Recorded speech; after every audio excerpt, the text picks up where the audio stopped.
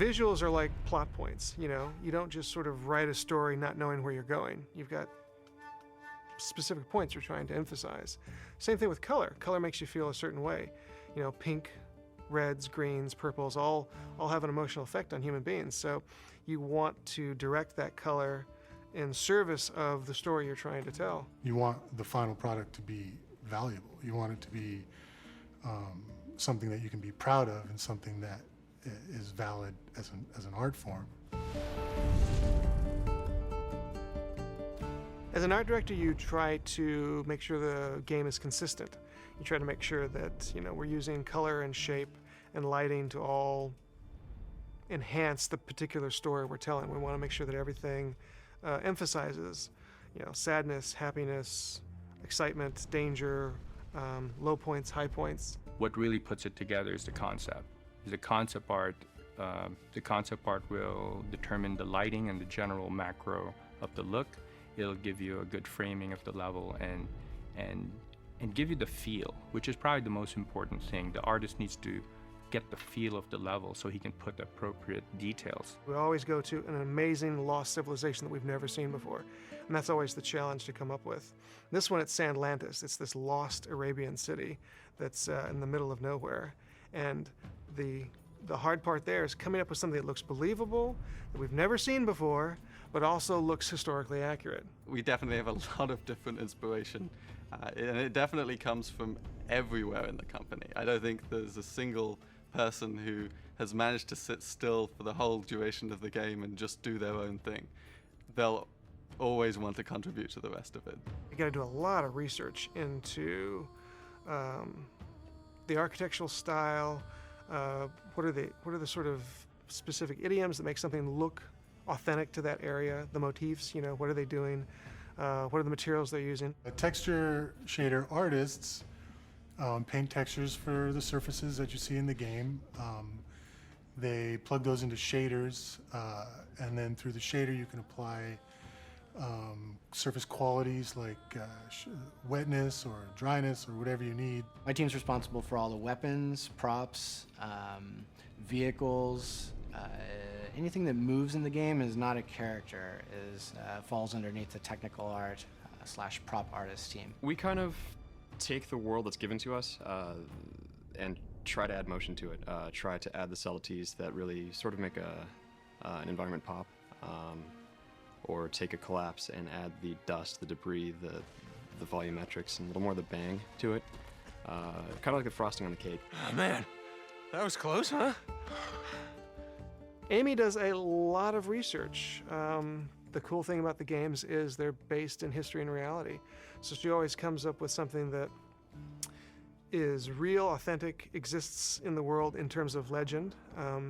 And then we have to come up with what it looks like. We do a lot of research, and hopefully it's tangible in the game when people play it, that the devil's in the details, and a lot of us are pretty kind of OCD, anal retentive, whatever you want to call it, about sort of perfecting the details of things, and that we want it to be right. You know, if we're going to have a foreign language in the game, we want it to be correct. If we're going to say this level takes place in one area of the world, we do a ton of research to make sure that it's accurate. She holds us pretty true to history. So you can't just go crazy and like come up with all sorts of fanciful stuff. It has to be rooted in something authentic.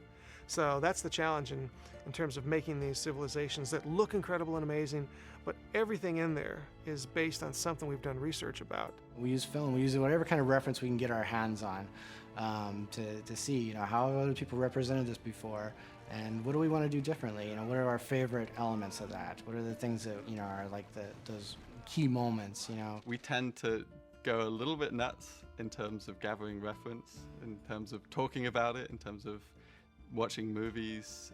We even had some of our team sliding down sand dunes in the desert to figure out just what that would look like. It was a very, very crazy, fun trip, but it was fascinating and really actually inspiring to see that when you step in this really soft sand,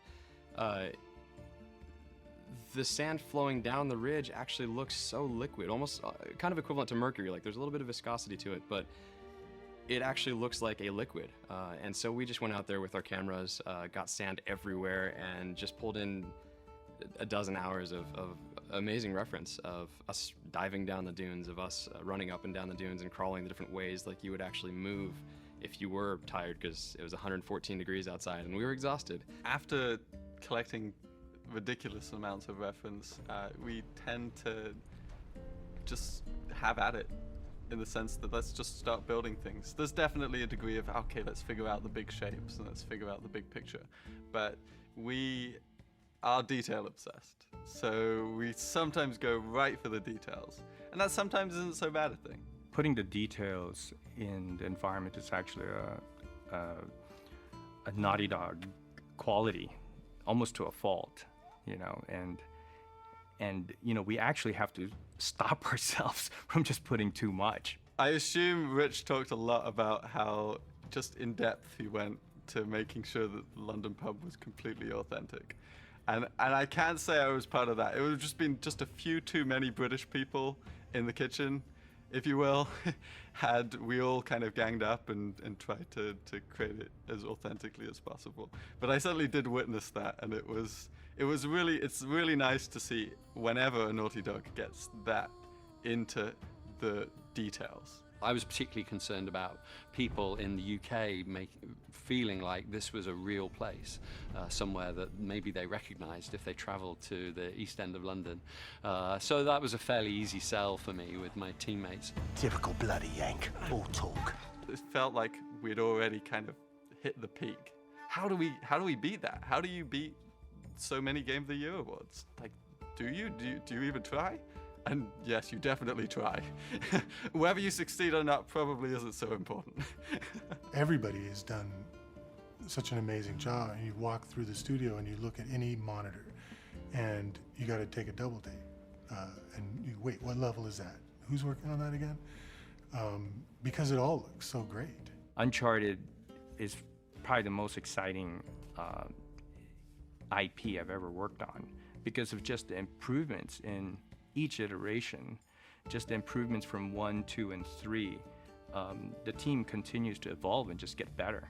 And whether that's just people that are just working really hard to create better content, or the new blood that we're bringing in every iteration that adds a new flavor to the DNA of the company and just puts it to the next level is just amazing. I can't wait for the next following games that we're going to be working on.